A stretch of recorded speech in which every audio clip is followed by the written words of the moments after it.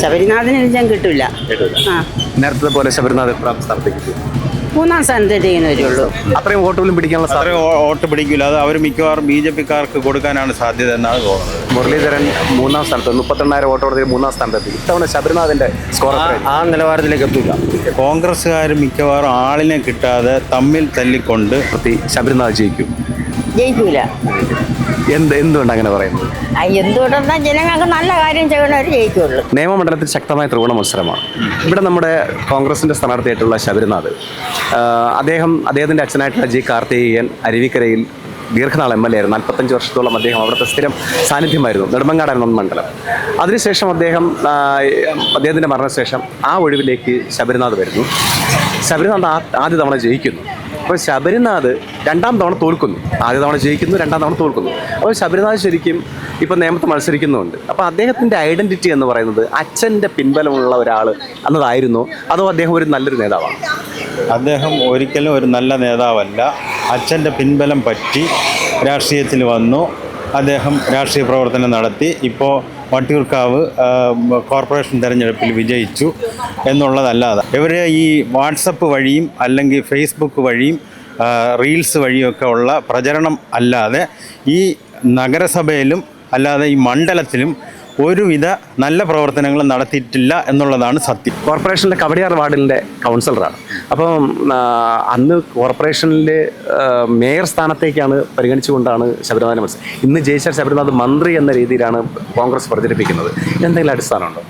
കോൺഗ്രസ്സുകാർ മിക്കവാറും ആളിനെ കിട്ടാതെ തമ്മിൽ തല്ലിക്കൊണ്ട് അവർ ഈ അധികാരമോഹത്തിന് വേണ്ടിയാണ് രാഷ്ട്രീയ പ്രവർത്തനം നടത്തുന്നത്. ജനങ്ങളെ സേവിക്കാൻ വേണ്ടിയല്ല രാഷ്ട്രീയ പ്രവർത്തനം നടത്തുന്നതെന്ന് ഇവിടുത്തെ കൊച്ചു കുട്ടികൾക്ക് വരെ അറിയാം. അല്ലെങ്കിൽ അവർ ഇത്രയും നിഷ്പ്രഭമായി പോവുമോ? എങ്ങനെ പോവും? ഈ രാഷ്ട്രീയ പ്രവർത്തനം എന്ന് പറഞ്ഞാൽ ജനങ്ങളെ സേവിക്കാൻ വേണ്ടിയുള്ളൊരു സംഗതിയായിട്ടാണ് നമ്മൾ കണക്കാക്കുന്നത്. പക്ഷേ ഇത് അങ്ങനെയല്ല. അവർ മിക്കവാറും ഒരു നാട്ടുകാരെ ഒന്ന് പറഞ്ഞു പറ്റിച്ച് എങ്ങനെയെങ്കിലും അധികാരത്തിൽ കയറി ഒരു സ്ഥാനമാനങ്ങൾ അതിനു വേണ്ടി ശബരിനാഥിന് ഇവിടുത്തെ വിജയസാധ്യത മൂന്നാം സ്ഥാനത്തേക്ക് പോകും. ശരിക്കും മുരളീധരൻ ഉണ്ടായിരുന്ന സമയത്ത് രണ്ടാം സ്ഥാനം ഉണ്ടായിരുന്നു, മൂന്നാം സ്ഥാനം ഉണ്ടായിരുന്നു. ശരിക്കും അതേപോലെ മൂന്നാം സ്ഥാനത്തേക്ക് 0 ആയി മാറുമെന്നാണ് തോന്നുന്നത്. അത്രയും വോട്ടുകളും പിടിക്കാനുള്ള അത്രയും വോട്ട് പിടിക്കില്ല. അത് അവർ മിക്കവാറും BJP-ക്കാർക്ക് കൊടുക്കാനാണ് സാധ്യത എന്നാണ് തോന്നുന്നത്. മണ്ഡലത്തിലെ ശക്തമായ ത്രികോണ മത്സരം എന്ന പ്രതീതിയാണ് ഉണ്ടാക്കുന്നത്. ഇവിടെ കോൺഗ്രസിന്റെ സ്ഥാനാർത്ഥിയെ മത്സരിക്കുന്ന ശബരിനാഥ് എന്ന് പറയുന്ന ആൾ ജി കാർത്തികേയൻ എന്ന രാഷ്ട്രീയത്തിൽ അധികായനായുള്ള ആ വ്യക്തിയുടെ മകനാണ്. ആ ഐഡന്റിറ്റി അദ്ദേഹത്തിന്റെ മരണശേഷം മാക്സിമം ശബരിനാഥ് യൂസ് ചെയ്തു എന്ന് തോന്നുന്നുണ്ട്. കാരണം അതുകൊണ്ടാണ് ഫസ്റ്റ് തവണ അദ്ദേഹം ജയിച്ചു വരുന്നത്. രണ്ടാം തവണ അദ്ദേഹത്തിന് തോൽവിയാണ് ഉണ്ടായത്. അപ്പം ശബരിനാഥിൻ്റെ ഈ വ്യക്തിപ്രഭാവം എന്ന് പറയുന്നത് കാർത്തികേയൻ്റെ ഐഡന്റിറ്റി മാത്രമാണോ, അതോ അല്ലാതെ അദ്ദേഹത്തിന് അറിയപ്പെടുന്ന തരത്തിലുള്ളൊരു മികച്ച നേതാവായി മാറാൻ സാധിച്ചിട്ടുണ്ടോ? നിയമനിയോജക മണ്ഡലത്തിൽ ആ നിലയിൽ വന്നിട്ടില്ല. ശബരിനാഥ വ്യക്തി എന്നുള്ള നിലയിൽ അദ്ദേഹം കുറച്ച് ഓടി നടക്കുന്നത് ഒഴിച്ചാൽ അവരുടെ തിരഞ്ഞെടുപ്പ് യന്ത്രം ഒരു തരത്തിലും ഇവിടെ പ്രതിഫലിച്ചിട്ടില്ല. വലിയ അപകടമാണ്.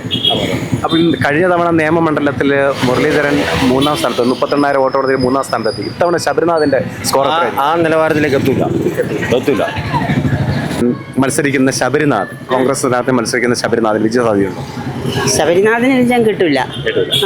നേരത്തെ പോലെ ശബരിനാഥ് സ്ഥാനത്തേക്ക് മൂന്നാം സ്ഥാനത്തേക്ക് വരുള്ളൂ.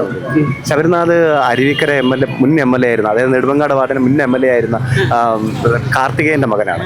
അപ്പൊ ആ ഐഡന്റിറ്റി മാത്രമാണോ, അതോ രാഷ്ട്രീയത്തിൽ സ്വന്തമായിട്ട് അദ്ദേഹത്തിന്റെ വ്യക്തിത്വം ഉണ്ടോ? ഐഡന്റിറ്റി ഉണ്ട്.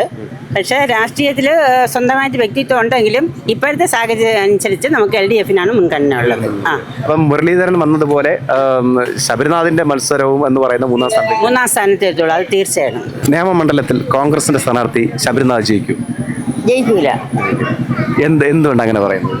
എന്തുകൊണ്ടെന്നാ ജനങ്ങൾക്ക് നല്ല കാര്യം ചെയ്യണവർ ജയിക്കുള്ളൂ. ഇതൊരുപാട് ഒരുപാട് നല്ല കാര്യങ്ങൾ ചെയ്തിട്ടുണ്ട്. അപ്പം ശബരിനാഥ് എന്ന് പറയുന്നത് മുൻ MLA മന്ത്രിയേക്കും സ്പീക്കറൊക്കെ ആയിരുന്ന കാർത്തികേയന്റെ മകനാണ്. അപ്പൊ അദ്ദേഹത്തിന് ആ ഒരു ഐഡന്റിറ്റിയിൽ ജയിക്കാൻ സാധ്യത ഇതുവരെ കണ്ടിട്ടുമില്ല, അറിയാനും പാടില്ല. ഇപ്പോൾ നമ്മൾ ആദ്യമേ കുറച്ചു കാലം കൊണ്ട് ഇതിലാണ് വോട്ടുള്ളത്. ആര് നിന്നിരുന്നാലും ഞങ്ങൾ ഈ പാർട്ടി മാറില്ല. ഇപ്പൊ പെൻഷൻ കൂട്ടി, അതൊക്കെ ആചാരം നമ്മൾ വെള്ളം കുടിക്കണം. വേറെ വരുമാനങ്ങളും നമുക്കില്ല. അതുകൊണ്ട് ഞങ്ങൾ ഇതിലേ ഇടുള്ളൂ.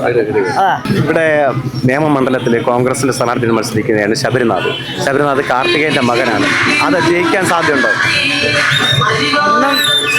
പറയാറായില്ല. ജയിക്കാൻ സാധ്യതയുണ്ടോ?